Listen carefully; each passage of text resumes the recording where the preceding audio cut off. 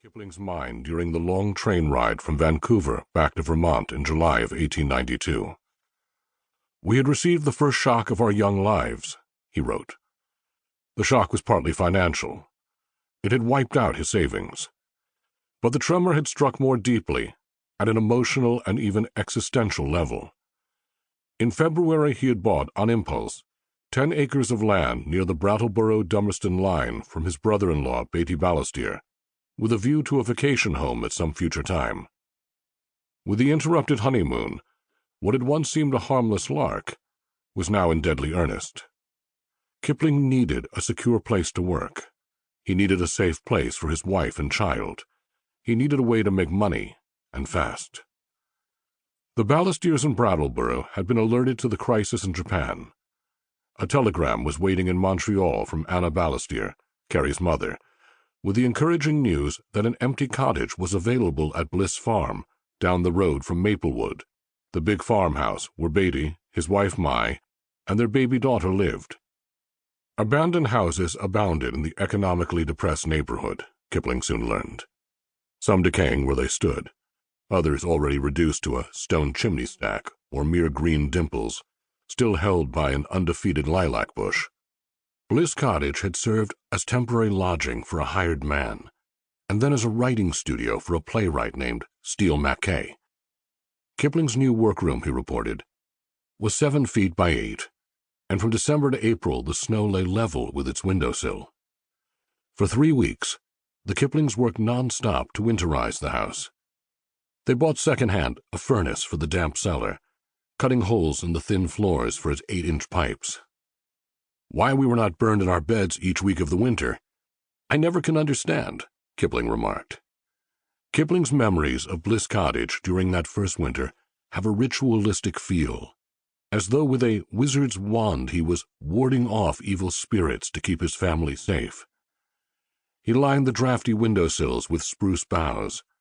When the lead pipe froze, he and Carrie slipped down to the basement in their coonskin coats and warmed it with a candle. As they outfitted the cottage with furniture bought on a quick trip to New York, they found themselves living in a miniature abode seemingly built for fairies rather than people. The attic bedroom was too small for a cradle, so they laid out a trunk tray instead. 2 days before New Year's Eve, in 3 feet of snow, Josephine Kipling was born.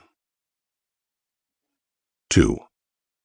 Soon after his arrival in Brattleboro, Kipling wrote to Mary Mapes Dodge, editor of the popular American children's magazine St. Nicholas, to propose a batch of new stories destined for an eventual book under the title Noah's Ark Tales.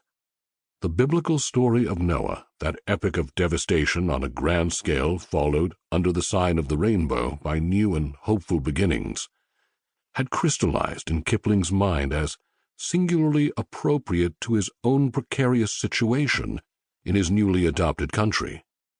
And besides, a collection of animal tales under the comforting aegis of Noah's Ark seemed just the right gift for a newborn child.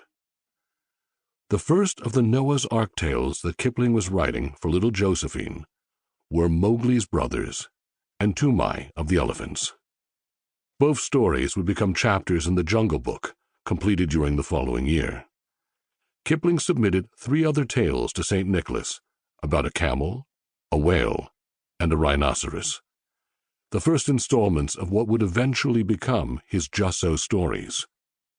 The stories were so named not because they were about how certain odd animals had ended up just so, but because Josephine insisted that each story be told exactly the same way, hence just so.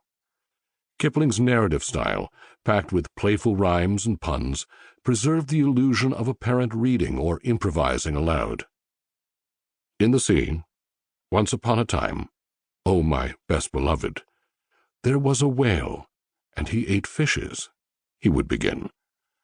He ate the starfish, and the garfish, and the crab and the dab, and the plaice and the dace, and the skate and his mate, and the mackerel, and the pickerel, and the really, truly, twirly-whirly eel.